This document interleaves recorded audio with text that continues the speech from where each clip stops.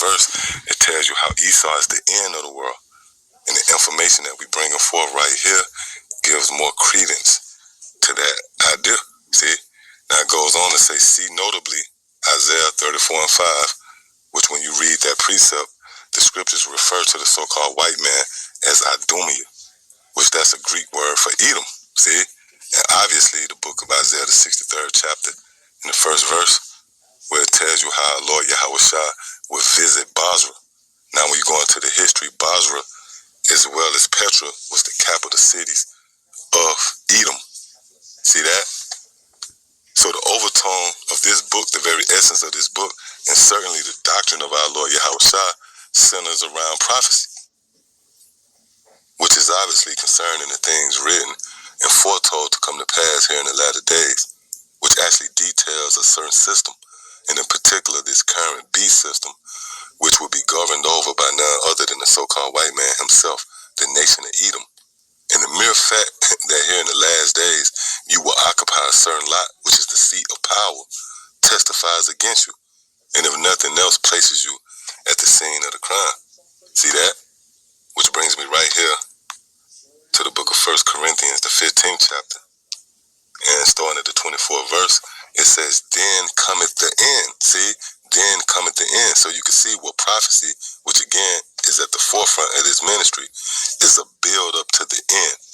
Remember, we read in the book of 2nd Ezra, the 6th chapter, and the 9th verse, Esau is the end of the world. So the end is pretty much synonymous with the so-called white man. All right, this man would be in power, and under his dominion, his influence would reach throughout the planet Earth. And that's pursuant to the book of Job, the 9th chapter, and the 24th verse. See, again, then cometh the end, see that? When he shall have delivered up the kingdom to the Most High, even the Father, when he shall have put down all rule and all authority and power. Yeah, so in order for the kingdom of our Lord Yahushua to be ushered in, all other forms of authority and power and rule shall be put down. All right? You know, you have this current beast system where the scriptures tell you how the nations rule with the beast 1 hour. That's not going to apply in the world to come. It's not going to be a coexisting power, all right, in the kingdom of heaven. Again, in order for the kingdom of heaven to be ushered in, all forms of power and rule and authority will be laid down. See that? Verse 25, for he must reign concerning our Lord Yahushua till he have put all enemies under his feet. For an example, when you read in the book of Daniel concerning the statue that spotlights the rise and fall of different kingdoms and empires and regimes, well, it's in relation to these different nations, you know, who at one point in time or another had a time to rule at whatever respective time given, right? But the scriptures say, for he must reign, see, till he have put all enemies under his feet, see? Verse 26, the last enemy, see, the last enemy that shall be destroyed is death. And this death right here is concerning the so-called white man. All right, matter of fact, let's prove that real quick before we continue.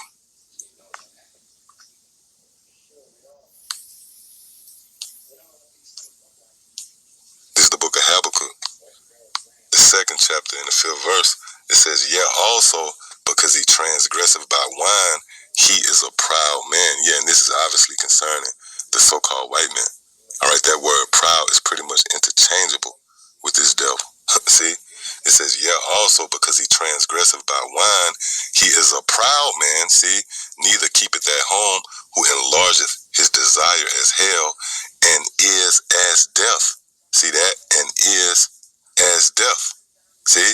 And cannot be satisfied, but gathereth unto him all nations, and heapeth unto him all people. And this is why America is known as that great melting pot. See? But again, the point is, he is a proud man, neither keepeth at home, who enlargeth his desire as hell, and is as death. See that? And is as death. So you can see where the scriptures refer to the so-called white man as death. See that? So that's why when you go back here again to 1 Corinthians, the 15th chapter, and again, the 26th verse, it says the last enemy, see, the last enemy that shall be destroyed is death, all right, which translates to the so-called white man. See that? Now, real quick, let's look up this word last.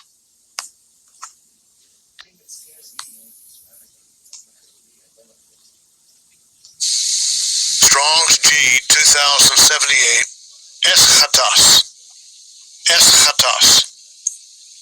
Yeah, and that's where you get the word eschatology, which translates to the study of end times.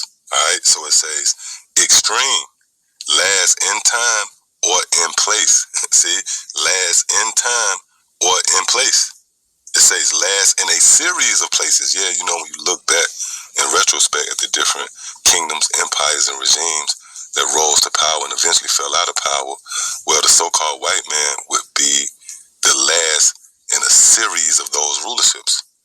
See that?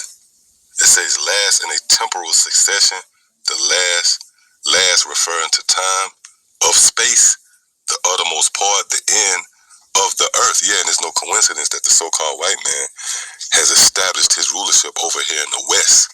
All right? The West would be the uttermost part of the earth, the end of the earth. The beginning of the earth being the Fertile Crescent, you know, the Middle East.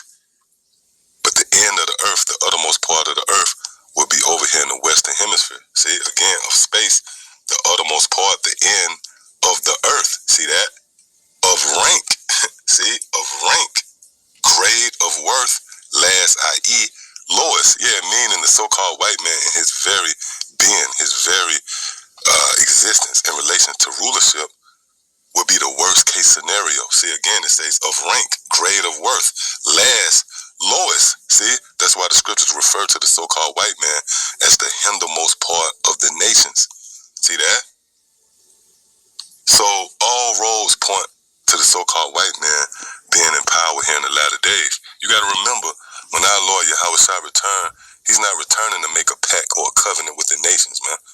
Our Lord is coming to stake his rightful ownership of the planet Earth and in the process deliver his elect by overthrowing his arch enemy and nemesis, which would be none other than the so-called white man. See that? So Esau figures prominent in future judgment as the scene of future great judgment. See? And this man in his very being, you know, the very lot that he occupied, which is the seat of power, testifies against him. See? And pretty much place you at the scene of the crime. So yeah, I just want to touch on that. Lord willing, it was edifying. Till the next time I say shalom.